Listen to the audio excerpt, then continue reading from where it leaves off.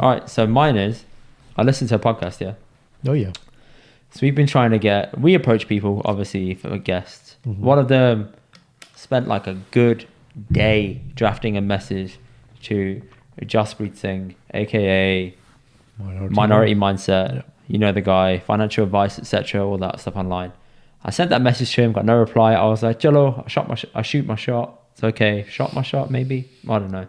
Either way, I sent the message, got no reply. I probably flooded with DMs. Who knows? Cool. Then I thought, whatever, it's cool. Then I popped up on Instagram that he'd been on Jay Shetty's podcast. Now, you know my thoughts on Jay Shetty. I'm like... You like some of his stuff? I like some, but then on the other hand, people have called him a fraud. And I'm like, I haven't made my mind up on him yet. What's the basis of he's a fraud? He basically just copies him. Everyone says, I'm not saying I agree with this, but they say he basically plagiarizes other people's ideas, palms them off on his own, says really generic stuff, and then that's it. And then treats it as if it's like massively enlightening shit. But right? in the personal development space, who doesn't do that? Huh? Who doesn't do that in the personal development space? I know that, right? And he's obviously got the number one. I think at the start of his episode, he said like the number one mental health podcast. And I was like, really? Talk about riding it, man. Fair play. If you're going to announce it, I don't hear Rogan out there saying, you know, number one podcast in the world. But Jello, thank you for knocking the carpet, by the way, and the mics. I really appreciate that. That was unintentional, but my leg was going to sleep. That was 100% intentional. Yeah. Okay, cool. Okay. Anyway. Okay. So, anyway, I was like, let me have a listen. I listened to it, and he blew my mind for like an hour. In a good way? In a good way. In a good way, okay. Yeah. The guest did. Jaspreet. Not Jay. Not Jay. The Jay was very... When you listen to someone of the same caliber of like Joe Rogan. Yeah. Absolutely smashes life, yeah. Because he has the interview technique on point. And he also preps hard. He preps hard. Like he knows, like you come there, you've written a book. You know something I've just realised? Go on. Completely fucked up and got this in the wrong segment, but it's cool. Basically, this segment now is all about a discussion topic for this week. It's called Have You Heard? Completely fucked it. So this is Have You Heard? So we'll come back to the other bit. As you can tell, this is a work in progress. Absolutely. So here we go. Yeah, so going back to it, this is what you're saying, right? You're saying, okay, Jaspreet says you need to do this for like your investment side of things and how to invest in things. He said like there's 4 ways of investing, right? Spiritual, mental, health. physical, and then the last one was money. Yeah. Money, health, right? And I was like, okay. But the stuff he was saying was about, you know, if you leave your money in your bank account, it's not in line with inflation, so you're making less money. You need to invest slowly, bit by bit, periodically, consistently for years. Correct. And then you generate wealth. Yeah, and I was like, yeah, I agree. That's it. Now, the way he was explaining it, he explained it in very basic terms that allowed even someone like me, who's not financially literate at all, even though I worked in banking, right? I understood it. I understood everything you said, right? Okay. That's right. The banking, people that are investing on your behalf, no, absolutely. No shit. Right? So yeah, there we go. And I was sitting there and I was thinking, he dropped a lot of advice, but then there's a disconnect between him and Jay, which is, I don't know if Jay was able to be on the same level and dive deeper into questions. Maybe there was a time limit. Maybe it was heavily edited. I don't know. As in you found Jay very passive? Not passive as in he didn't bring much to the conversation of what he was talking about.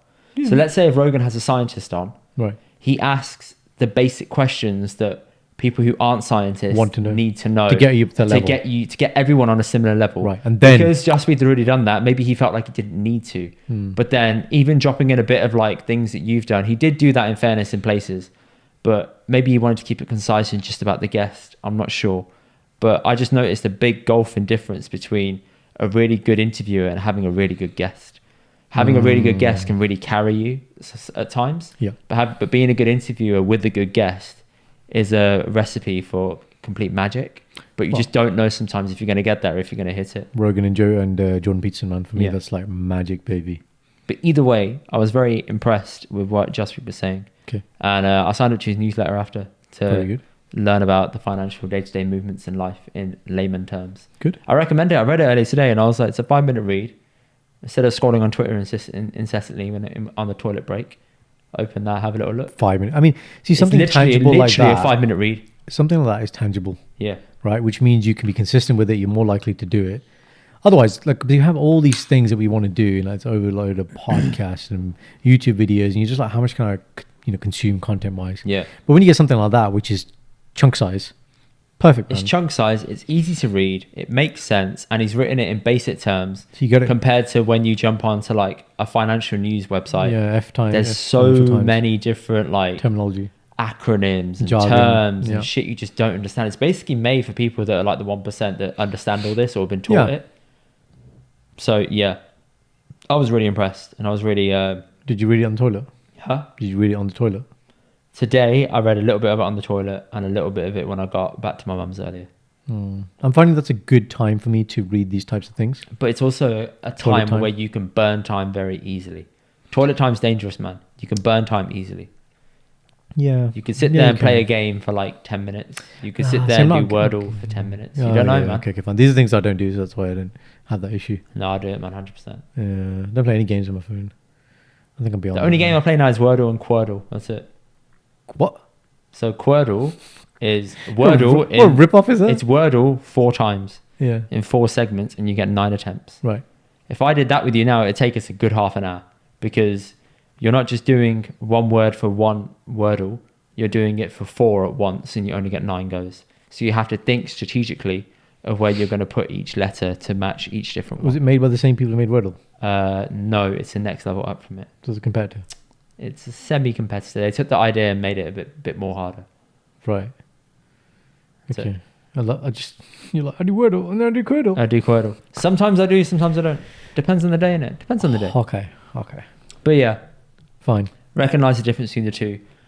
Having a massive podcast like that obviously opens doors to you for people who are going to come on because you've got that platform already in place, and because you're able to give them a tangible benefit. Absolutely. Doesn't necessarily mean that you are good at what you do. Sometimes people on the up and up could potentially be better skilled or better placed to have those conversations. But you don't have the reach. But they don't have the reach. How do you find Stephen Bartlett?